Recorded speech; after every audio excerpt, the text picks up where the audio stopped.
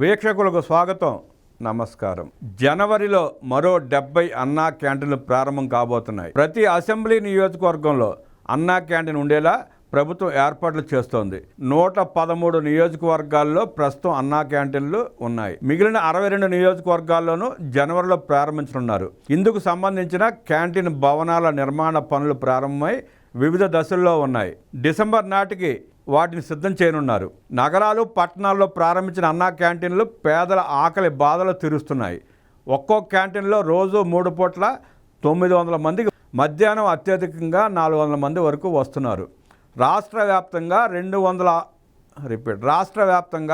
205 అన్నా క్యాంటీన్లలో రోజు 3 పూట్ల 1,84,500 మంది హాజరవుతున్నారు. ₹5 ఆహారం అందిస్తున్న ప్రభుత్వం 3 పూట్ల కలిపి ఒక్కొక్క రూపాయి రాయితీ కింద ₹75 ఖర్చు చేస్తోంది.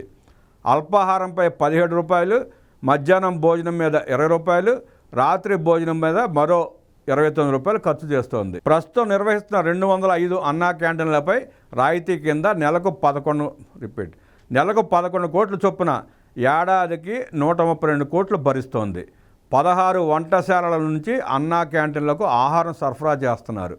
అన్నా క్యాంటీన్లను అన్ని నియోజకవర్గాలను ఏర్పాటు చేయాలన్న ఎమ్మెల్యేల సూచనతో ప్రభుత్వం కొత్తగా మరో 70 మంజూరు చేసింది. ఇప్పుడున్న వాటిలో ఎక్కువగా పట్టణ నియోజకవర్గాల పరిధిలో ఉన్నాయి. విశాఖపట్నం, విజయవాడ, కాకినాడ, గుంటూరు, ఒంగోలు, తిరుపతి, కడప, కర్నూలు, అనంతపురం నగరాల్లో 5 నుంచి 10 వరకు ఏర్పాటు చేశారు. కొత్తగా కేటాయించిన వాటినన్నిటినీ గ్రామీణ నియోజకవర్గాలను సర్దుబాటు చేశారు. దీంతో రాష్ట్ర వ్యాప్తంగా 175 నియోజకవర్గాలకు విస్తరిస్తాయి అన్నా క్యాంటీన్లు.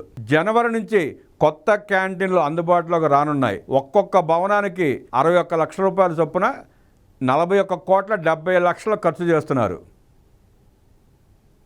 కొత్తగా ప్రారంభించనున్న 70 క్యాంటీన్లతో ప్రభుత్వంపై పేద ప్రజలకు అందించే భోజనంపై రాయితీ భారం ఏటా మరో ₹45,07,00,000 పైగా ఉంటుందని అంచనా.